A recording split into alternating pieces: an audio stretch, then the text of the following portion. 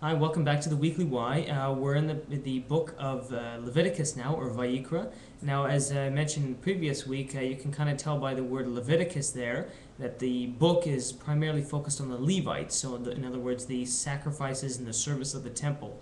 And so this week we have a double Parsha, which is Tazria-Metzora. And this Parsha, just like the last few and the next few, really discuss a lot of the temple sacrifices. And it can seem very dry and repetitive, but in fact, these passages, these verses and parshas are some of the most rich in terms of Jewish philosophy and understanding, really, that we find anywhere. So, in the parsha, we have in chapter 12, verses 2 and 5, if you feel so inclined, to discuss something very strange. It says, after a woman gives birth, she is tameh. We'll discuss that in a second. She is tameh for 7 days if it's a boy, and for 2 weeks, that's 14 days, if it's a girl. Okay? Now, the word tameh is ritual impurity. Okay? It's often misunderstood as uncleanliness, but tameh does not mean uncleanliness. It means ritual impurity. Okay? So again, this is saying when a woman gives birth, she is ritually impure for 2 weeks. Okay? For a girl, and 1 week for a boy. Okay? Obviously, there are a couple questions immediately come to mind. One, again, this is not unclean, but ritually impure. That becomes significant in a moment. So one, why would after birth, the miracle of nature, the miracle of childbirth, why would that be the moment after that where you have a moment of ritual impurity? That seems like the last time in the world that you would expect something like that. And secondly, obviously, why only 1 week for a boy of ritual impurity, but 2 weeks of ritual impurity for a girl? Okay? There's a couple key ideas. So Rabbi Yisachar Frand, a well-known rabbi in the States, who bases his idea on the Kotzker Rebbe, who lived a couple hundred years ago, takes the idea of Kedusha. That we understand Kedusha frequently as holiness, but what he taught was that Kedusha is really a spiritual reality that happens when man, or humanity, a person, is closest to God.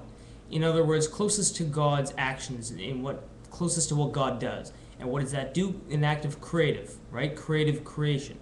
So in other words, when a person is creating, they have that level of Kedusha, holiness. And the opposite of that is that void when they are no longer creating, and that's Tuma, or ritual impurity. Okay? So in other words, when a woman is pregnant, when a woman is bearing a child, she's at the highest level of that Kedusha. In other words, because she is literally a creator, just like God. She's emulating God. She is really at that peak, at that highest level of holiness that you can have.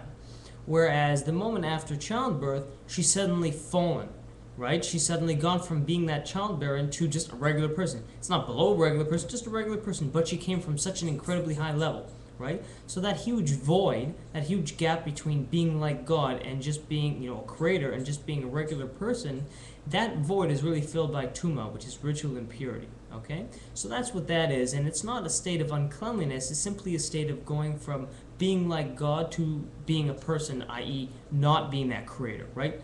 When we talk about corpses, for example, a human corpse has the highest level of tuma, of ritual impurity. Why? They're not dirty, but a corpse has the highest level of ritual impurity because a corpse can, by definition, no longer create. Right? In other words, a corpse can no longer be like God, cannot engage in creative actions. So that is the biggest gap, the biggest void, and that is why a human corpse is at highest level, where it has that huge void between being creator and being something which can't do any creation at all. Okay? Now, hopefully we might be able to get an understanding then as to why for girls it's twice as long as for a boy. Because when a woman is bearing a girl, that girl is herself an emerging creator, right? Because that girl herself will theoretically be able to bear children herself. So that girl is on an even higher spiritual level. So a woman who's bearing a girl is on an even higher spiritual level than bearing a boy. So in other words, when she is bearing a girl and then after she gives birth, the fall, so to speak, is greater. So in other words, she was on a much, much higher level than she was with a boy. So again, anybody who's under the impression that Judaism is a sexist faith, I think it's a very interesting point to take note of. But that a girl, as an emerging creator, is a higher spiritual level than a boy. So that is why the gap, the fall, is that much higher, because she's gone from bearing a girl to being a regular person. That's twice as much of a gap. and that much more significant than it would be if she was simply bearing a boy. Okay? Now again, the take-home point is that it's not a matter of cleanliness or uncleanliness, it's a matter of ritual impurity. What does that mean? Because that means Kedusha is that spiritual state when we are like God in that creative action. So when a woman is pregnant, she is like God in that she's creating life, right? Just like God. But when that is taken away, in other words, once she is given birth and she is no longer physically bearing the child, she is no longer like God in that sense and is a regular person. And so therefore that gap is that ritual impurity. Just as, say, a person has a lack of spiritual impurity when they're alive because they're able to do creative actions, but when a person passes away, they have a complete lack of it. Right? That's the lowest level of spiritual impurity because they have no ability to creative action again. Now, again, somebody who gives birth, they're right back to it after a week or two. But again, it's not a permanent state. It's simply kind of that shock phase after coming from such an incredibly high level. And again, the second reason as to why girls has twice as long of a recuperation period is because girls, the higher spiritual level, they're twice as high as boys, and so therefore it takes twice as long for spiritual recovery. Just as if you came out of heart surgery, you would need much more recovery than if you were doing a small dental surgery. Okay? And again, hopefully this idea, the take-home idea for this, is that when we're on a high level and we fall, the falling isn't just that there's a certain gap, but it hits us twice as hard. In other words, if we're growing and growing and growing, and then we stop doing something, it's not that just we stop growing, it's that it actually takes us back 2 notches, right?